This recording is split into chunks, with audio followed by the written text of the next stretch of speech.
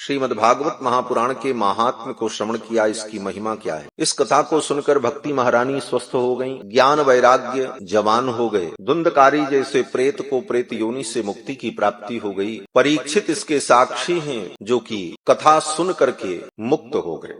परीक्षित यत् साक्षी श्रवणगत मुक्त्युक्ति कथने। मुक्ति के अनेक साधन हैं। हमारे यहाँ वेद से लेकर पुराण पर्यंत ग्रंथों में मुक्ति के अनेक साधन का निरूपण किया गया है। ज्ञान से मुक्ति, कर्म के द्वारा मुक्ति, भक्ति के द्वारा मुक्ति, शरणागति के द्वारा मुक्ति, मरते समय भगवान का नामोच्चारण हो जाए तो भगवान नाम के प्रताप से मुक्ति। कोई भी हमारे अंदर योग्यता न हो, लेकिन किसी मोक्षदायिनी पुरी में हमारा शरीर छूट जाए तो उस पुरी के संबंध से मुक्ति। अयोध्या, मथुरा, माया, काशी, कांची, ह्यवंतिका। गंगा के संबंध से मुक्ति। कहीं भी व्यक्ति मर जाए लेकिन उसका अंतिम संस्कार अगर गंगा के तट पर होता है और गंगा में उसके चिता की राख चली जाती है तो गंगा के संबंध से उसे मुक्ति की प्राप्ति हो जाती है। वो कहीं भी मरा हो। सगर के पुत्र कब के मरे हुए थे, भस्म हो गए, लेकिन जिस स्थान पर उनका दाह संस्कार हुआ था, जहां राख पड़ी थी वो भी राख उड़ गई होगी, कुछ अंश बचा रहा होगा। उसी रास्ते से गंगा आई, भगीरथ गंगा को लेकर उसी रास्ते से आए और गंगा के जल का संस्पर्श होने से उन सबको मुक्ति की प्राप्ति हुई। ये कथा है। गंगा के दर्शन से मुक्ति हो जाती। आप प्रयाग में जाते हैं, काशी में जाते हैं, हरिद्वार में जाते हैं तो गंगा के तट पर बोर्ड पर लिखा रहता है, गंगे तव दर्शनात् मुक्ति ही। गंगा के दर्शन से मुक्ति हो जाती। काश्याम मरणान मुक्ति ही। काशी में मरने पर मुक्ति हो जाती। गले में तुलसी की माला हो और प्राणांत हो जाए तो तुलसी के संबंध से जीव को मुक्ति की प्राप्ति हो जाती। कोई भगवान का परम भक्त अनुग्रह कर दे, किसी व्यक्ति का मरते समय स्पर्श कर दे, उस समय वो सामने हो तो उस भगवत भक्त के संबंध से उस जीव को मुक्ति की प्राप्ति हो जाती। अनेक प्रकार के मुक्ति के साधन का वर्णन हमारे यहाँ शास्त्रों में है। इसलिए भारतवर्ष में मुक्ति कोई बहुत बड़ी बात नहीं है। यहाँ तो गली गली में मुक्ति बट रही है। मुक्ति, मोक्ष ये भारतवर्ष के लिए कोई कठिन नहीं है। 7 जगहों पर तो भगवान ने मुक्ति का भंडारा खोल रखा है। अयोध्या, मथुरा, माया, काशी, कांची, ह्यवंतिका, पुरी, द्वारावती चैव सप्तैताः मोक्षदायिका। तो मुक्ति भारतवर्ष में कोई बहुत दुर्लभ चीज नहीं। दुर्लभ क्या है? बोले भगवान के चरणों का प्रेम प्राप्त हो जाए, भगवान के चरणों में हमारा अनुराग हो जाए, भगवत भक्ति के रस को हम अनुभव कर सकें, ये दुर्लभ। मुक्ति तो रावण को भी मिल गई, बड़े बड़े पापियों को भी मिल जाती। भगवान जिन दुष्टों का संहार करते हैं, जो जीवन भर पाप ही किए, उनको भी मुक्ति मिल जाती। मुक्ति मिलना कोई बहुत बड़ी बात नहीं है। मुक्ति उन पापियों को भी प्राप्त हो जाती है। निर्वाण दायक क्रोध जाकर, जिन भगवान का क्रोध भी निर्वाण देने वाला है, क्रोधोपि देवस्य वरेण तुल्यः। तो मुक्ति कोई बहुत बड़ी बात नहीं है। भारतवर्ष में मुक्ति तो गली गली में प्राप्त हो जाती। और दूसरी बात, अगर नहीं भी मुक्ति मिली तो हम जाएंगे कहाँ? हमारी आपकी गति क्या है? कहाँ जाओगे? भगवान के नियंत्रण की सीमा से बाहर कोई जीव जा ही नहीं सकता। कहाँ जाओगे?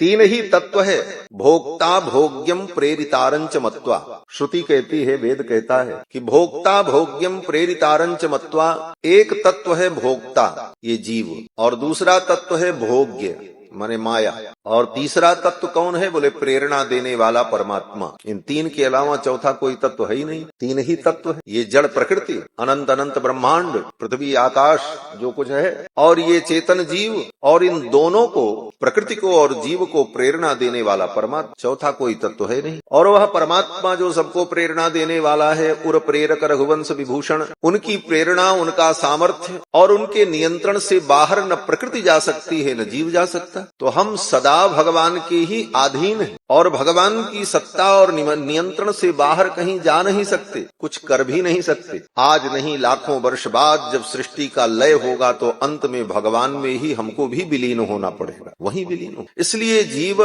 किसी भी स्थिति में भगवान से, परमात्मा से दूर नहीं है, अलग नहीं। लेकिन अज्ञान के कारण यह जीव अपने को स्वतंत्र और भिन्न मान करके दुख प्राप्त करता है और भ्रम अज्ञान में जीवन जीता है। यही भ्रम अज्ञान हमारे जीवन से दूर हो जाए यही समझने के लिए तत्वबोध प्राप्त करना पड़ता है, कथा श्रवण करनी पड़ती है, विचार करना पड़ता है। राजा परीक्षित गंगा के तट पर आए और कथा सुनी और कथा सुन करके उन्हें मुक्ति मिल गई। ये कथा भी जीव को मुक्त कर दी। परीक्षित यत साक्षी श्रवणगत मुक्त्युक्ति कथने। कल की कथा में आप सभी लोगों ने महात्म को श्रवण किया।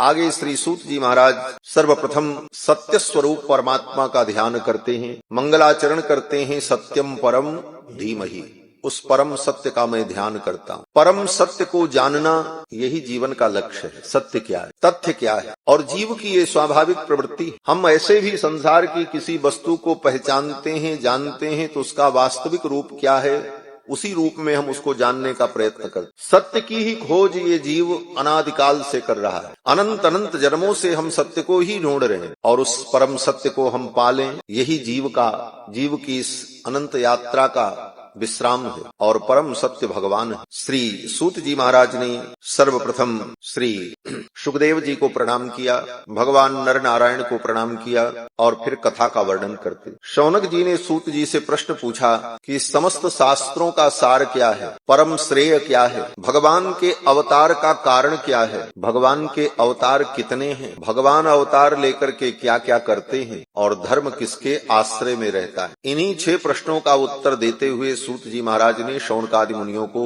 ये कथा सुनाई। सर्वप्रथम श्री सूत जी महाराज ने भगवान नर नारायण, देवी सरस्वती और व्यास को प्रणाम किया।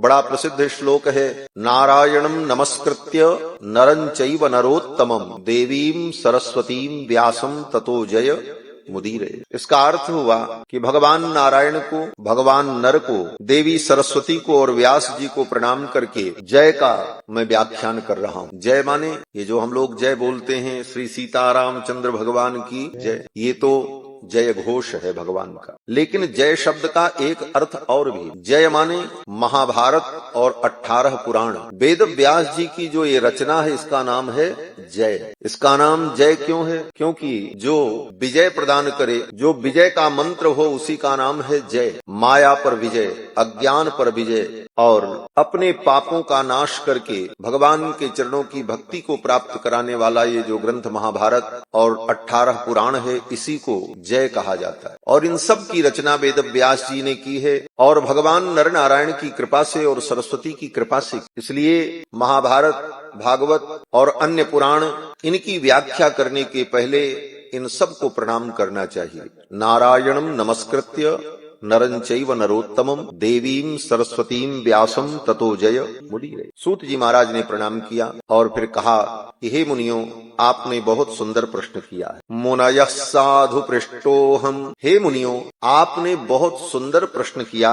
भवद्भिर्लोक मंगलम, क्योंकि आपके इस प्रश्न से लोक का मंगल हो। संत महात्माओं के पास जब हम जाएं तो कैसा प्रश्न करना चाहिए, यह भी सबको नहीं मालूम होता। संत महात्मा परमहंस ज्ञानियों के पास जाओ तो सांसारिक प्रश्न मत करो। हमारी तबीयत कैसे ठीक होगी, हमारा रोग कैसे दूर होगा, हम मुकदमा कैसे जीतेंगे, हमारी नौकरी कैसे लगेगी, बहू को बेटा कब होगा, ऐसे प्रश्न महात्माओं से नहीं पूछ। ये तो प्रारब्ध के अनुसार होता रहेगा। प्रारब्ध में जिसके जो लिखा है, उस गति से संसार में उसे सुख दुख प्राप्त होता रहेगा, उसे कोई बदल नहीं सकता। प्रारब्धम परिभुज्य कर्म शकलम प्रक्षीण कर्मांतरः न्यासादेव निरंकुशेश्वर दया निर्लून माया निवृत्ति। प्रारब्ध की गति के अनुसार जीव को चलना पड़ता है, और प्रारब्ध सबके साथ लगा हुआ है, चाहे ज्ञानी हो चाहे अज्ञानी। प्रारब्ध सबका नियंत्रण करता है। अगर प्रारब्ध प्रबल न होता तो धर्मराज युधिष्ठिर को इतना दुख उठाना पड़ता, जिन्होंने जीवन भर धर्म किया। स्वप्न में भी जिसने कभी असत्य भाषण नहीं किया, अधर्म नहीं किया, वे धर्मराज युधिष्ठिर। उनके भाई अर्जुन जो साक्षात भगवान के अंश है, श्री भीम जी महाराज जो परम धर्मात्मा पवन पुत्र हैं, उन पांडवों को इतना दुख उठाना पड़ा जिन्होंने जीवन भर धर्म ही किया।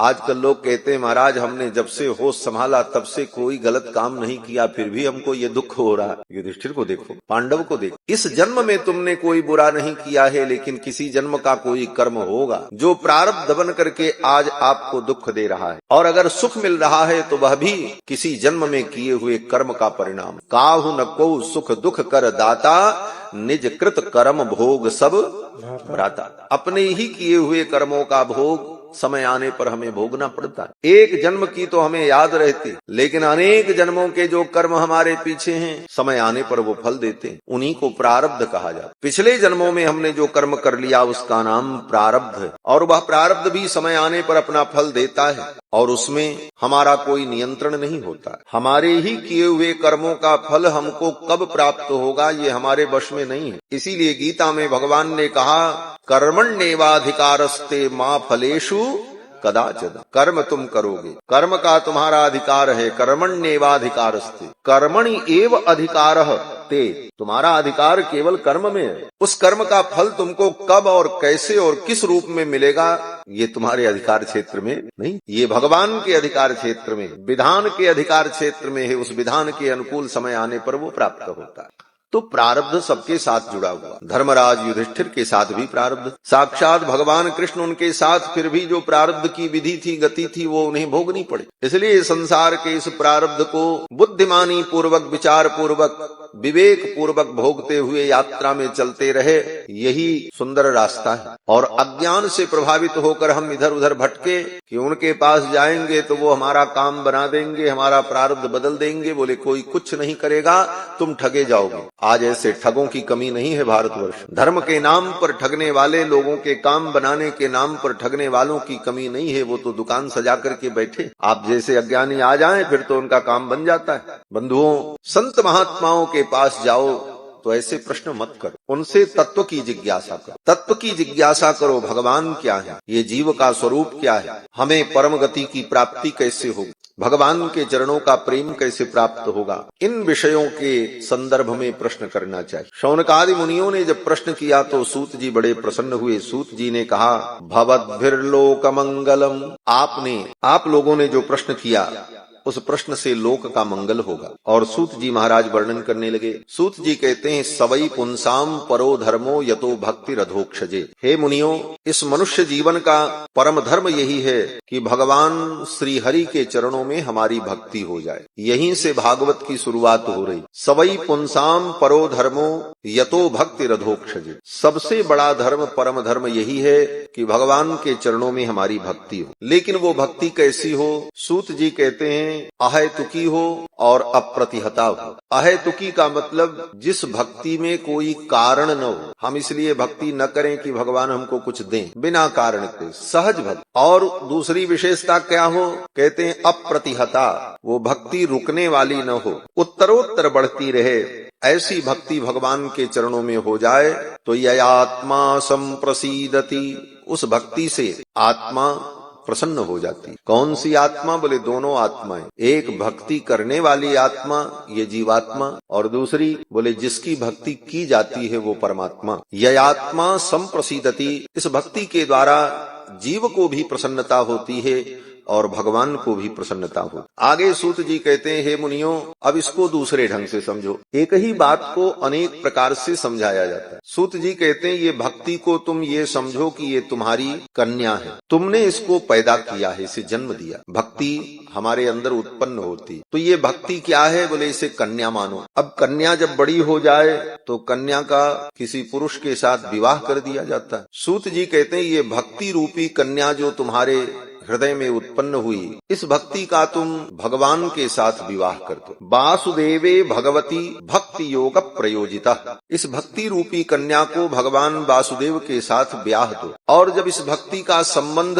भगवान वासुदेव से हो जाएगा तब ये भक्ति दो पुत्रों को जन्म देगी। कन्या का जब विवाह हो जाता है तब कन्या संतान को जन्म देती। इस भक्ति का भगवान से अगर विवाह कर दिया तो ये भक्ति दो पुत्रों को जन्म देगी। एक का नाम ज्ञान होगा और एक का नाम वैराग्य। कल महात्म में श्रवण किया, भक्ति के पुत्र का नाम ज्ञान और वैराग्य। भक्ति तो हम करते हैं, लेकिन किसकी करते हैं? भक्ति माने प्रेम। हम भक्ति तो करते हैं लेकिन हमारी भक्ति भगवान से नहीं जुड़ पा रही। हमारी भक्ति धन से जुड़ी है, हमारी भक्ति तन से जुड़ी है, हमारी भक्ति दुनिया के प्रपंच से जुड़ी है। प्रेम तो हम करते हैं लेकिन भगवान से नहीं, संसार की नश्वर वस्तुओं से हमारा प्रेम है। इसीलिए वह भक्ति किसी उत्तम संतान को जन्म नहीं दे पाती। इस भक्ति का संबंध भगवान से हो जाए तो यह भक्ति दो पुत्रों को जन्म देती है, एक का नाम ज्ञान, एक का नाम वैराग्य। जनयत्याशु वैराग्यम ज्ञानम च यद हेतुकम। श्री सूत जी कहते हैं, हे मुनियों, वे भगवान जो परमात्मा हैं उन्हीं को ब्रह्म कहा जाता है, उन्हीं को ईश्वर कहा जाता है और उन्हीं को परमात्मा कहा जाता है और उन्हीं को भगवान कहा जाता है। वदन्ति तत्तत्त्वविदं यद् ज्ञानमद्वयम् ब्रह्मेति परमात्मेति भगवानिति शब्दते। वही एक अद्वय तत्व जो परमात्मा है, उन्हीं का नाम ब्रह्म है, उन्हीं का नाम परमात्मा है, उन्हीं का नाम भगवान। आजकल बड़े बड़े मनमुखी लोग धर्म के नाम पर अनेक दुकानें खोल करके बैठ जाते हैं। भोली भाली जनता ब्रह्म में पड़ती। एक संप्रदाय पर पंथ है जिसका नाम है ब्रह्मा कुमारी। उस पंथ के लोग कहते हैं भगवान अलग हैं और ब्रह्म अलग है, परमात्मा अलग। लेकिन वेदव्यास जी कहते हैं नहीं, ब्रह्मेति परमात्मेति भगवान इति शब्दते। वही ब्रह्म है, वही परमात्मा है, वही भगवान है, एक ही तत्व के अलग अलग नाम है। और उन भगवान के चरणों में हमारी भक्ति हो, यही जीव के कल्याण का मूल है। आगे सुखदेव जी कहते हैं, सूत जी कहते हैं, हे मुनियों, बुद्धिमान व्यक्ति को, मोक्ष चाहने वाले व्यक्ति को अनेक घोर देवताओं की आराधना से हटकर एकमात्र भगवान के चरणों की भक्ति करनी चाहिए। अनेक घोर देवताओं की आराधना करने पर तुच्छ फल प्राप्त होता है। तुच्छ फल का मतलब जो फल बहुत कम होता है और अल्प काल में ही नष्ट हो जाता है। इसलिए ऐसे घोर देवताओं की उपासना में न पड़कर एकमात्र भगवान के चरणों की भक्ति करनी चाहिए। गीता में भी भगवान ने इसका संकेत किया, अनन्याश्चिन्तयन्तो माम ये जनाः पर्युपासते तेषाम नित्याभियुक्तानाम योगक्षेमम वहाम्यहम्। भगवान कहते हैं, अर्जुन, अनन्याश्चिन्तयन्तो माम, जो अनन्य होकर के मेरा चिंतन करता है। अनन्य का मतलब हमें छोड़कर किसी अन्य में उसकी बुद्धि नहीं जाती कि आज इनको भी भज लें, इनको भी भज लें, इनकी भी भक्ति कर लें, थोड़ा इस देवता को भी मना लें, ऐसा नहीं। अनन्याश्चिन्तयन्तो माम, एक भगवान में ही हमारी निष्ठा हो, इसको अनन्य भक्ति कहते। बने तो रघुबर से बने और बिगड़े तो भरपूर। बनना भी है तो राम जी से, बिगड़ना भी तो राम जी से, बाकी न किसी से हमको बनाना है न बिगाड़ना है। बने तो रघुबर से बने, बिगड़े तो भरपूर, और काहू सो जो बने वा बनिवे में धूर। ऐसी अनन्य निष्ठा भगवान में हो। अनन्याश्चिन्तयन्तो माम ये जनाः पर्युपासते।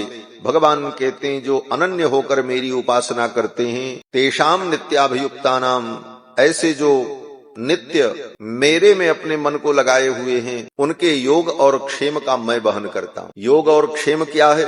बोले अप्राप्त वस्तु की प्राप्ति करा देने का नाम है योग। ये वाक्य अक्सर लिखा रहता है यत्र तत्र, और विशेष करके पुलिस विभाग में, थाने में, कोतवाली में लोगो लगा रहता है, वहाँ लिखा रहता है योगक्षेमम वहाम्यहम्। गीता का ये वाक्य, तो इसका अर्थ क्या है? योगक्षेमम वहाम्यहम्, भगवान कहते मैं तुम्हारे योग और क्षेम दोनों का वहन करूंगा। योग क्या है, क्षेम क्या है?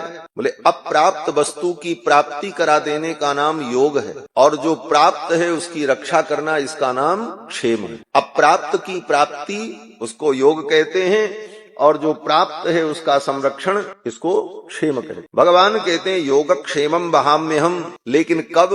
बोले जब अनन्य भाव से भगवान का भजन। सूत जी महाराज भी यही कहते हैं, हे मुनियों, मुमुक्षवो घोर रूपान हित्वा भूतपतिनथ नारायण कला शांता भजंती हनशूयव। जो मुमुक्षु प्राणी हैं, वो घोर देवताओं की आराधना को छोड़कर एकमात्र भगवान नारायण की विविध कलाओं की उपासना और भगवान नारायण के स्वरूप की उपासना करते हैं, और किसी की निंदा नहीं कर। भगवान की उपासना करो, लेकिन किसी देवी देवता की निंदा मत करो। अनन्य निष्ठा भगवान में हो, लेकिन किसी की निंदा भी साथ में न करो। निंदा करोगे तो वह उपासना विकृत हो जाएगी। संपूर्ण सृष्टि ही भगवान का रूप है, परंतु हमारी निष्ठा भगवान के जिस स्वरूप में है, उस स्वरूप का हम भजन करते रहें, बाकी किसी की निंदा भी न करें। ये सिद्धांत है। सूत जी कहते हैं, चारों वेद भगवान की ही महिमा का वर्णन करते हैं। वासुदेव परा वेदाः वासुदेव परामखा। सारे यज्ञ भगवान वासुदेव की महिमा का वर्णन करते हैं। वासुदेव परम ज्ञानम,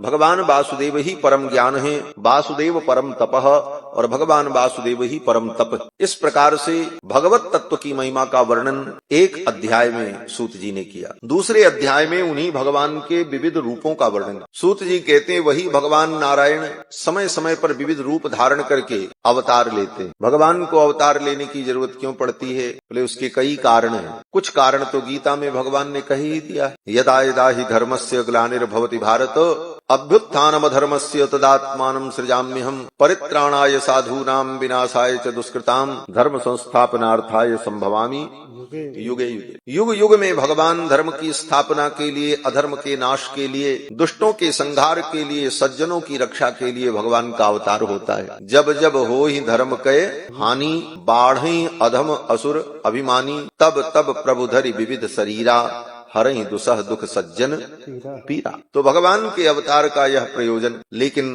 इन प्रयोजनों के साथ साथ सबसे बड़ा प्रयोजन भगवान के अवतार का ये होता है कि ये जीव माया के कारण, अज्ञान के कारण मेरे स्वरूप को समझ नहीं पा रहा है, मुझे प्राप्त नहीं कर पा रहा है, तो मैं ही अवतार लेकर इन जीवों के बीच में चलूं और ये जीव मेरी लीला को देखकर, मेरे स्वरूप को देखकर अपने मन को, चित्त को मुझ में लगा दे। भजते तादृशी क्रीडा या श्रुत्वा तत्परो भवेत्। श्रीमद् भागवत के 10वें स्कंध में रास लीला के प्रसंग में सुखदेव जी कहते हैं कि भजते तादृशी क्रीडा, अवतार लेकर के ये भगवान जो क्रीडा करते हैं, लीला करते हैं, इसका उद्देश्य यही है कि या श्रुत्वा तत्परो भवेत्, इसे सुन करके, इसका विचार करके, चिंतन करके हम भगवान में तत्पर हो जाएं। तो जीवों का मन भगवान में लगे, उन जीवों के मन को, चित्त को अपने तरफ आकृष्ट करने के लिए अपनी लीलाओं के माध्यम से भगवान विविध अवतार लेकर के विविध प्रकार के चरित्र करते। अब भगवान के अवतार कितने हुए? सूत जी कहते हैं भगवान के अनंत अवतार। भगवान के अवतारों की कोई गणना नहीं कर सकता, परंतु जो मुख्य मुख्य अवतार हैं उनका वर्णन संक्षेप में यहाँ पर किया। ऐसे तो भगवान के 24 अवतार की प्रसिद्धि पुराणों में, शास्त्रों में भरी पड़ी है, भगवान के 24 अवतार, लेकिन यहाँ पर भगवान के 22 अवतार का संक्षिप्त वर्णन सूत जी महाराज ने किया। और जो भगवान के अवतार हैं उन अवतारों का आगे प्रसंग आने पर कहीं कहीं वर्णन किया। अवतार का मतलब होता है उतरना, अवतरण। अवतरण माने ऊपर से कोई नीचे उतरे, उसी को कहते हैं अवतार।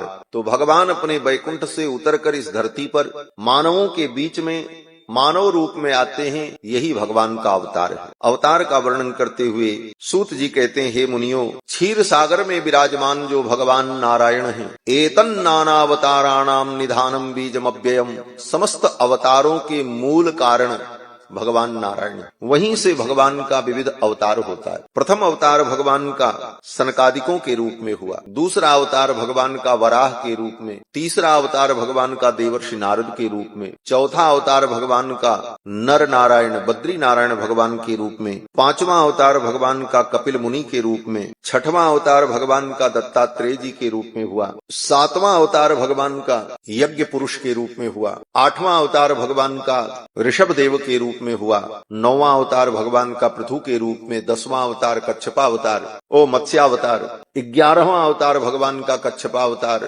और 12वां अवतार भगवान का धन्वंतरी अवतार, 13वां अवतार भगवान का मोहिनी के रूप में और 14वां अवतार भगवान का नरसिंह के रूप में, 15वां अवतार भगवान का वामन के रूप में, 16वां अवतार भगवान का परशुराम जी के रूप में और 17वां अवतार भगवान का वेदव्यास के रूप में हुआ, जिन्होंने 18 पुराण की रचना की। और 18वां अवतार भगवान का अयोध्या में श्री राम रूप में हुआ, 19वां अवतार भगवान का बलराम जी के रूप में, 20वां अवतार भगवान का कृष्णचंद्र के रूप में, 21वां अवतार भगवान का बुद्धावतार और 22वां अवतार भगवान का कल्कि रूप में कलयुग के अंत में होगा। इसके पूर्व कल्प में, पूर्व युग में, कलयुग में भगवान कल्कि का अवतार हो चुका और आने वाले कलयुग के अंत में फिर भगवान कल्कि का अवतार होगा, क्योंकि भगवान जुग जुग में अवतार लेते हैं, संभवामी जुगे जुगे। तो भगवान के इस 22 अवतार का संक्षिप्त वर्णन यहाँ पर किया और फिर सूत जी महाराज इन्हीं अवतारों की कथाओं का विस्तार आगे पुराण में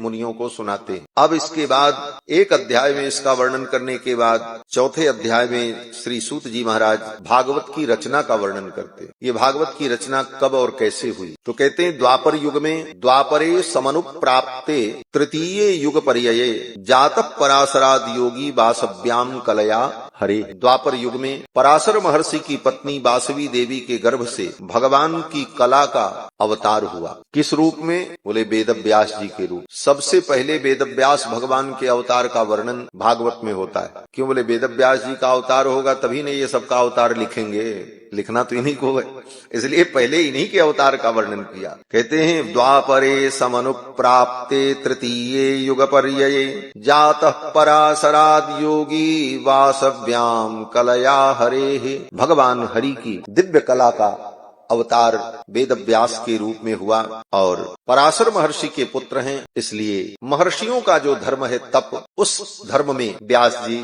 लगे रहे। श्री व्यास जी महाराज की उत्पत्ति बड़ी दिव्य है। यद्यपि लोग व्यास जी के विषय में कहते हैं कि धीवर कन्या के पुत्र हैं, इसलिए ये अमुख वर्ग के, यद्यपि माता पिता के संबंध से उत्पत्ति होने पर माता पिता के गुण धर्म उसमें स्वीकार किए जाते हैं, लेकिन ये सामान्य नियम, जहाँ दिव्य नियम होता है वहां पर स्थान का महत्व नहीं होता। तस्मात् बीजम प्रशस्यते, बीज का प्राधान्य होता है। जैसे पीपल का वृक्ष, पीपल का बीज अगर किसी खंडहर पर गिर जाए तो उस खंडहर में भी वो पीपल का बीज जो है अंकुरित हो जाता है और वह ब्रह्म वृक्ष पूजनीय ही रहता है। वो कहाँ उत्पन्न हुआ है ये महत्वपूर्ण नहीं होता, वह बीज जो है ब्रह्म बीज है, इसलिए उसका महत्व हो। वो कब्रिस्तान पर भी जम जाए तो वो पीपल वंदनीय होता है, क्योंकि वो ब्रह्म बीज है। कहाँ पर जमा है इसका कोई महत्व नहीं। उसी प्रकार ऐसे दिव्य तेज संपन्न जो महामुनि हैं, उनके तेज का प्रादुर्भाव कहीं भी हो जाता है। इसीलिए हमारे यहाँ शास्त्रों में है कि ऋषियों ने समय आने पर दिव्य पुरुषों को उत्पन्न करने के लिए अपने तेज का कहीं पर भी आधान कर दिया। किसी अप्सरा में, हिरणी में, धीवर कन्या में और कहीं भी अपने तेज का आधान करके उन्होंने दिव्य संतान को प्राप्त करके सारे संसार का कल्याण। तो यह सृष्टि सामान्य प्राणियों की सृष्टि से विलक्षण मानी जाती है। वहां पर उसके माता और उसकी उत्पत्ति के स्थान का विषय लेकर के कोई विचार नहीं होता। पराशर महर्षि ने देखा इस समय ऐसा दिव्य मुहूर्त है, हृदय में प्रेरणा हुई कि अगर तुम्हारे द्वारा संतान उत्पन्न होगी तो वो भगवद अंश होगा, उस संतान में भगवान का आवेश होगा और उसके द्वारा जगत का कल्याण होगा। उसी समय पराशर महर्षि ने धीवर कन्या में गर्भाधान किया और कहा देवी मुझे संतान प्राप्त करना। उस धीवर कन्या ने कहा आप तो संतान प्राप्त कर लेंगे लेकिन मेरा कन्यात्व नष्ट हो जाएगा। महर्षि ने कहा मेरे तपोबल से तुम्हारा कन्यात्व नष्ट नहीं होगा, तुम पवित्र बनी रहोगी और उस संतान को प्रकट करके मैं अपने साथ लेकर के चला जाऊंगा और तत्काल वो संतान प्रकट होगी, तुम्हें गर्भ भी धारण नहीं करना पड़े। ऐसी दिव्यता जहां पर हो वहां उसकी उत्पत्ति को लेकर के अनेक प्रकार के वितंडावाद को खड़ा करना, जो आजकल के मूर्ख लोग जिनको शास्त्र का ज्ञान नहीं वो भी अपना ज्ञान बघाड़ते रहते हैं। व्यास जी तो ऐसे थे, वाल्मीकि जी तो ऐसे थे, वो ऐसे थे, ये गलत बात। महर्षि पराशर ने उस दिव्य मुहूर्त में आषाढ़ की पूर्णिमा, जिसको गुरु पूर्णिमा कहते, गुरु पूर्णिमा जिसको हम लोग कहते हैं, उसी दिन वेद व्यास जी का अवतार हुआ है। वो वेद व्यास जी की जयंती और आज भी उसे गुरु पूर्णिमा के रूप में हम मनाते हैं। क्यों? बोले संसार में जितने गुरु हैं, इन गुरुओं में गुरुत्व आया कहाँ से, ये गुरु बने कैसे? बोले गुरु वो होता है जिसके अंदर ज्ञान हो। तो संसार में जितने गुरु हैं, इन गुरुओं में ज्ञान आया कहाँ से? बोले सारा ज्ञान वेद व्यास जी की लेखनी से ही तो प्राप्त हुआ। वेद व्यास जी ने चारों वेदों का विभाग किया, महाभारत लिखा, 18 पुराण लिखा, अनेक संहिताएं लिखी। उन्हीं वेद व्यास के ज्ञान को पढ़ करके लोग संसार में गुरु बनते हैं, चाहे हम हो कोई हो, जितने संत महात्मा महापुरुष हैं। तो वेद व्यास जी के उच्छिष्ट ज्ञान को ही प्राप्त करके लोगों के अंदर गुरुत्व होता है। तो सबसे बड़े गुरु कौन हुए?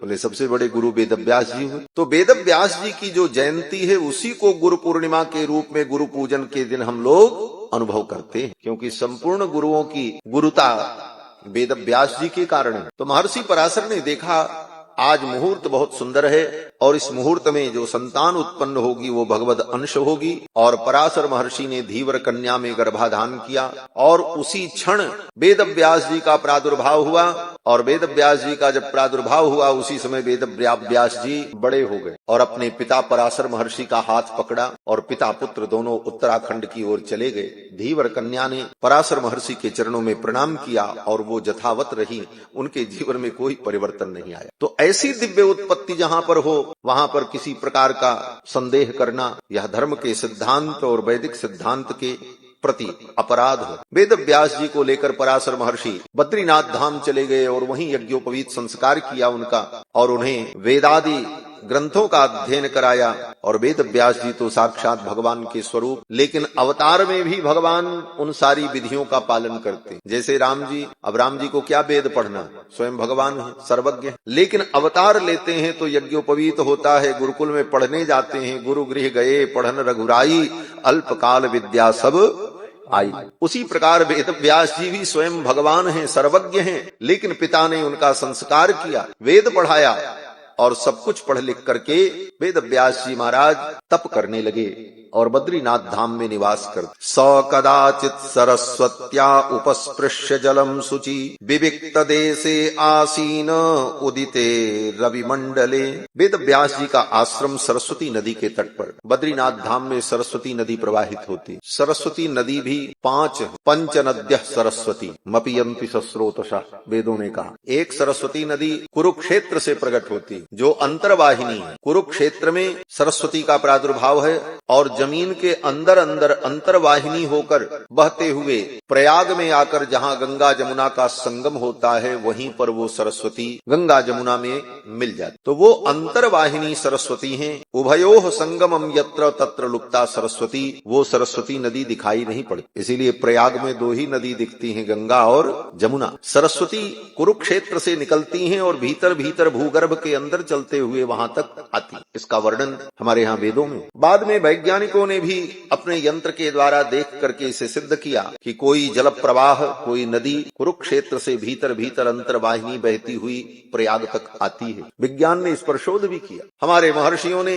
अपनी दिव्य मेधा से हजारों लाखों वर्ष पहले ही इन रहस्यों को जाना। वेद में एक यज्ञ का वर्णन है। हमारे गुरुजी पढ़ाते समय बताया करते थे कि एक यज्ञ का ऐसा वर्णन है कि उस यज्ञ में बहुत बड़ी बैलगाड़ी बनाई जाती और उसी बैलगाड़ी के ऊपर यज्ञ मंडप बनता, कई पहिया लगे रहते हैं, चलता फिरता यज्ञ मंडप, और उसी यज्ञ मंडप पर यज्ञ होता है। और शुरुआत कहाँ से होती है, बोले उस यज्ञ की शुरुआत कुरुक्षेत्र से होती और सरस्वती नदी के दाहिने तरफ से उस यज्ञ की शुरुआत करते हैं, नीचे से जहाँ सरस्वती नदी बहती है। और फिर यज्ञ करने के बाद सायंकाल उसी बैलगाड़ी पर खड़े होकर के अध्वर्यु अस्पय नाम के एक काष्ठ को फेंकता है और जहां जाकर के वो काष्ठ गिरे दूसरे दिन वो बैलगाड़ी वहां ले जाई जाती है, फिर वहां यज्ञ होता है। फिर शाम को फेंकता है तो फिर उसके आगे इस तरह से कुरुक्षेत्र से चलते हुए यज्ञ करते हुए प्रयाग में आकर के उस यज्ञ की पूर्णाहुति हुई। ऐसे ऐसे यज्ञों का वर्णन हजारों वर्ष पूर्व हमारे ऋषि मुनियों ने किया है। प्रयाग का नाम प्रयाग इसीलिए है जहां पर अनेक प्रकार के प्रकृष्ट यज्ञ, विशेष यज्ञ होते रहे, इसीलिए उस भूमि का नाम है प्रयाग। याग माने यज्ञ। तो एक सरस्वती नदी वहां है, एक सरस्वती गुजरात में है, जिस सरस्वती नदी के तट पर महर्षि कर्दम ने 10,000 वर्ष तक तप किया। सरस्वत्याम तपस्तेपे सहस्राणाम समादश।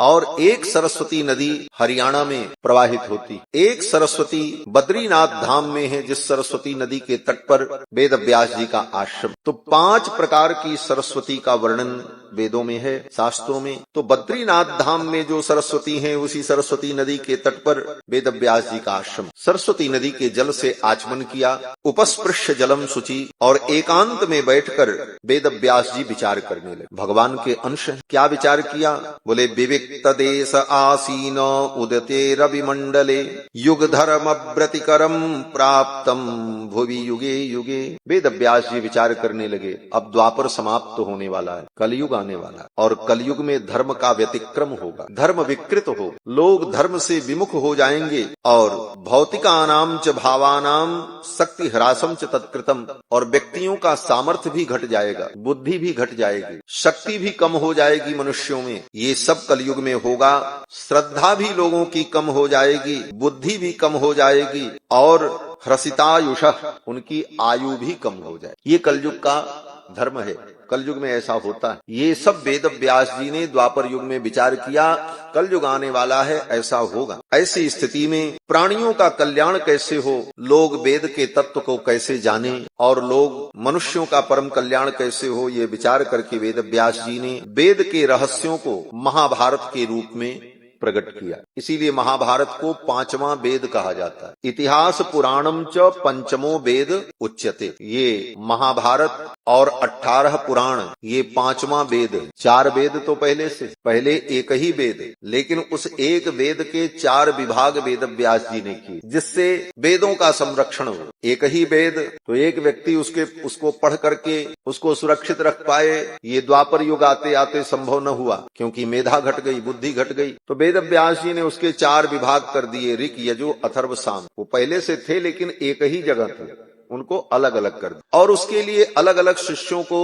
जिम्मेदारी दी वेद व्यास जी ने कि इस शाखा को, इस वेद को तुम पढ़ो पढ़ाओ अपने शिष्यों को, तुम इसको करो पढ़ो पढ़ाओ तुम इसको, जिससे सब शाखाएं और वेद का संपूर्ण स्वरूप कहीं न कहीं किसी रूप में सुरक्षित रहे। तो पहले वेदों का विभाग किया वेद व्यास जी ने। ऋक यजुस् साम अथर्वाख्या वेदाश्चत्वार उद्धृताः। इन चारों वेदों को 4 विभाग में बांटकर और फिर वेद व्यास जी ने विचार किया, इन वेदों से तो उन्हीं का कल्याण होगा जो लोग वेद पढ़ेंगे। पढ़ेंगे कौन?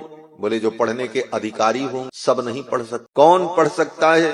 बोले ब्राह्मण, क्षत्रिय और वैश्य, त्रैवर्णिक व्यक्ति, और उन त्रैवर्णिक में भी केवल पुरुष, और पुरुष में भी जो अंगहीन न हो और समय से जिसका यज्ञोपवीत संस्कार हुआ हो, आचरण संपन्न हो, तीनों काल संध्या वंदन करता हो, ऐसा त्रैवर्णिक पुरुष जिसकी इंद्रियां स्वस्थ हो, आंख नाक कान हाथ पैर सब ठीक हो, वही वेद पढ़ने का अधिकारी हो। कान ठीक नहीं है, गलत सुनता है, तो गुरुजी तो सही सुनाएंगे, वो गलत याद कर लेगा, फिर वो गलत परंपरा चला देगा। गुरुजी सही बताएंगे, आंख से दिखता ही नहीं है, तो फिर वो गलत परंपरा चल पड़ेगी। इसलिए अंग वैकल्य, अंग विकल को कर्म का अधिकार नहीं हो। इसीलिए अंगहीन व्यक्ति को संन्यासादि धर्म का भी शास्त्र में निषेध किया गया, क्योंकि अंगहीन होने के कारण, विकल होने के कारण उन कर्मों में उसका अधिकार नहीं हो। तो ऐसी स्थिति में और जो प्राणी हैं उनका कल्याण कैसे हो, क्योंकि वो वेद पढ़ नहीं सकते। ब्राह्मण ही हो, लेकिन अगर वो पतित हो गया, ब्राह्मण के कुल में तो पैदा हुआ लेकिन ब्राह्मण का आचरण नहीं है, न उसका यज्ञोपवीत हुआ, न वो संध्या वंदन करता है, न नहाता है, न धोता है, कहीं भी कुछ खा लेता है, कैसे भी रह लेता है, ऐसे कर्महीन ब्राह्मण क्षत्रिय वैश्य को भी वेद पढ़ने का अधिकार नहीं है। ऐसे कर्महीन ब्राह्मण वेद का उच्चारण करें तो उनको पाप लगे।